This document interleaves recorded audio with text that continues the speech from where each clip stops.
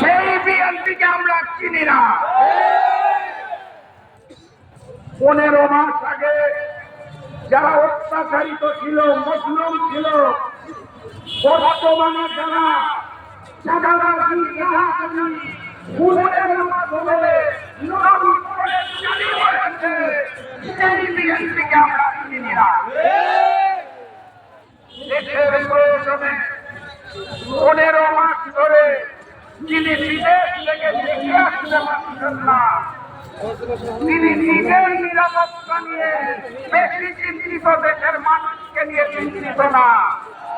তিনি বিদেশে বসে নাকি জাতীয় আলেম হয়ে যাচ্ছেন। সেই নেতার বিএনপিকে আমরা চিনি না। আমরা কুরআনের পাখি আল্লামা দেলোয়ার হোসেন সাঈদীর বাংলাদেশকে চিনি।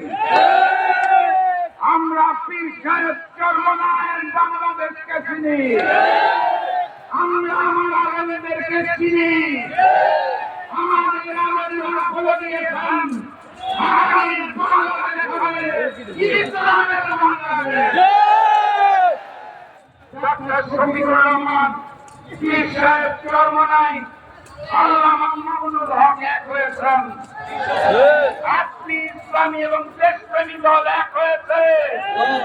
অতএব আগামীর বাংলাদেশে ভারতীয় আধিপত্যবাদ চলবে না। আগামীর বাংলাদেশ হবে ইসলামের বাংলাদেশ। আগামীর বাংলাদেশ হবে কুরআনের বাংলাদেশ। আগামীর বাংলাদেশ হবে ন্যায় এবং সাম্যের ভালোবাসার বাংলাদেশ। অতএব স্পষ্ট ভাষায় জানিয়ে দিতে চাই, গণভোটে হ্যাঁ বলো,